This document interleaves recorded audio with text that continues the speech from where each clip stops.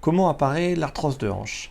Le mécanisme premier, c'est l'hypercompression du cartilage. Donc je tiens des positions qui ne sont pas bonnes, où je vais toujours mettre la pression, toujours au même endroit sur mon cartilage.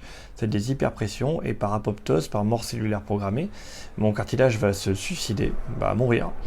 Et il va y avoir des alvéoles, des creux qui vont être au niveau du cotyle ou qui vont déformer progressivement.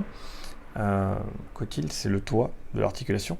Et le fémur, la tête du fémur va progressivement se déformer. On va voir différents signes à la radio. Je passe.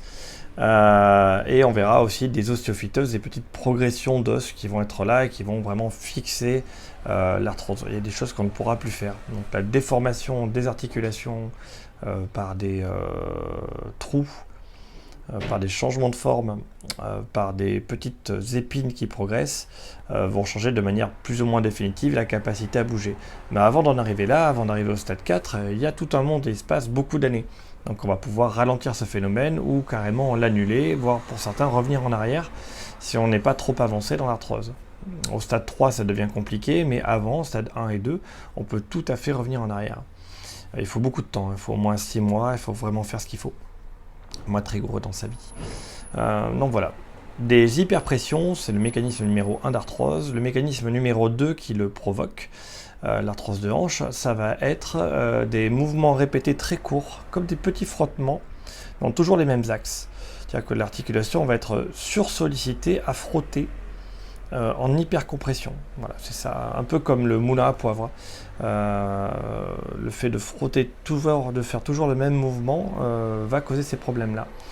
Ça on le sait parce que l'arthrose est toujours antéro-interne, elle est toujours à l'intérieur et devant. C'est un point de faiblesse et c'est ce point-là, quand on passe trop de temps penché en avant, où on va user cette partie du cartilage. Vous verrez que dans votre vie, si vous faites attention, vous êtes tout le temps penché en avant. Vous faites le ménage, penché en avant, la vaisselle, penché en avant, bricoler, penché en avant. Et donc, il est assez facile, si on ne varie pas les positions, si on n'a pas une musculature harmonieuse, d'être en hyperpression sur la partie antéro-interne de l'articulation. Et donc, c'est là que ça apparaît. Et souvent, les ostéophytoses, les proliférations d'os, sont postéro-externes, donc à l'opposé, plutôt côté fesses, là où il y a moins d'oppression. Sachant que pour aussi avoir de l'arthrose, plus on est raide des hanches, plus c'est facile.